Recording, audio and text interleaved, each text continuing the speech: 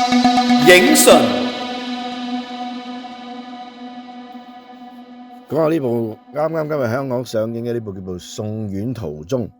執導嘅導演就係卓韻芝，咁啊已經係有10年咧冇佢嘅新嘅作品啦。上次嗰部咧就係叫做《失戀急讓》啊，嗰部咧就卡士都幾強啊，鄭秀文、張家輝、張學友、黃子華咁樣，咁但係咧嘅嗰個品評就唔係咁好嘅。咁呢部咧《送院途中》咧我都有睇過㗎啊，雖然咧人在英國，但係呢部戲咧竟然咧係喺英國咧18個月前啊，即係呢個應該係講緊係2023年10月嘅呢一個東亞電影節啊，倫敦東亞電影節咧係做一個英國嘅首映，當其時古天樂都有出席㗎。咁啊呢部戲其實咧聞說原來已經係4年前已經係完工㗎啦啊！嗰啲咩香港國際電影節什麼烏甸尼意大利烏甸尼遠東電影節全部都有入圍放映㗎。咁但係奈何解會等到4年之後嘅今日先至上映咧？咁都睇咗個訪問，古天樂之後就覺得咧就話一部電影唔係話要匆匆要上映嘅都要揀一個適合嘅時間上映咁樣，即係睇下大製作多咧。都要睇下部比較犀利啲，咁呢部戲的而且確咧，可以咁講就係話，可以有少少係為令到卓韻芝過往嘅作品係否極泰來嘅。其實老實講，過往嗰幾部戲咧，個評價係非常之差嘅咁好多嚟，我記得失戀急讓咁樣一條鼻毛玩幾分鐘咁樣，即係好似唔係話感覺係卓韻芝咧。今次送院途中咧，真係成熟咗啦！過咗10年之後，真係可以咁講係正正經經去講一個故仔啦。而且合演嘅幾位演員都非常之出色，我都覺得。例如話，首先要講嘅就係呢個游學修啦游學修其實我睇完呢部，再睇最近嘅嗰部《看過今天怎麼說》之後，覺得呢位演員咧已經係完全成熟啦，已經係可以有獨當一面嘅能力啦亦都粉碎咗以往咧我對佢唔係話太好有好感嘅嗰種觀感啦。咁另外就係呢一個古天樂啦，咁一概咧都係即係個戲都係唔錯嘅即係上次佢九龍城寨做呢個龍捲風咧，我都覺得佢啲戲咧係好實在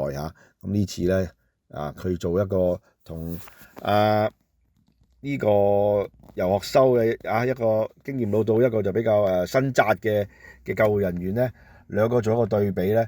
好老實講，其實古仔嚟講不如或者好快咁講呢個古仔係講咩咧？其實講下呢個游學修飾演嘅呢個年輕救護員黃慧調到喺一個新嘅分局裏邊，同呢個經驗老道但係態度咧好另類嘅呢一個由古天樂飾演嘅馬志業咧，就係做拍檔咁兩人咧都係好即係其實都係好陳舊嘅橋啦，就係兩個即係一老一嫩，但係就唔係好夾咁樣，到最後又夾翻咁樣。咁而戲裏邊咧亦都有觸及呢一個最近香港出現嘅移民潮啦。當然都係點到即止啦，我會覺得係反而係仲有另外幾位嘅配角都係好出色啦。例如大家都唔使講嘅就係呢個劇王劇帝呢一個潘燦良啦。同埋最近攞咗香港最佳男配角香港電影金像獎最佳男配角嘅呢一個朱柏康啦。佢呢套戲裏邊咧就飾演佢哋兩個主角嘅上司咁好搶喎雖然唔係話出場嘅時間好多，尤其是咧朱柏康對住古天樂嗰句訓話，佢話即係出嚟做嘢咧，人哋睇你係唔重要係咪？最緊要就係你個老細覺得你做成點，呢個先係重要。咁呢句說話咧，朱柏康亦都係傳譯得好好嘅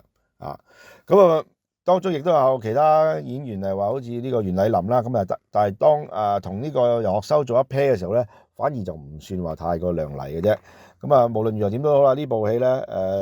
我會覺得係一反以往卓韻芝比較劣評嘅電影其實講起上嚟，卓韻芝喺佢嘅電影成長路裏邊咧頭就係因為一部叫做初戀那扎面做呢個編劇，亦都獲得當年嘅呢一個金馬獎嘅提名啦。之後戀愛喜二佢亦都係有份係寫夏永康嘅其中執導嘅一段，咁亦都係咧非常之係出色嘅嗰段。咁但係之後咧反而做導演咧，頭幾部作品咧尤其是第一部呢個爆三俏嬌娃咧係劣評如潮嘅。咁但係咧送院途中的而且確咧係睇到佢嘅成熟雖然未至於話每一條線咧都可以做到好完善，咁但係起碼咧可以講得上係多彩而不迷亂嘅。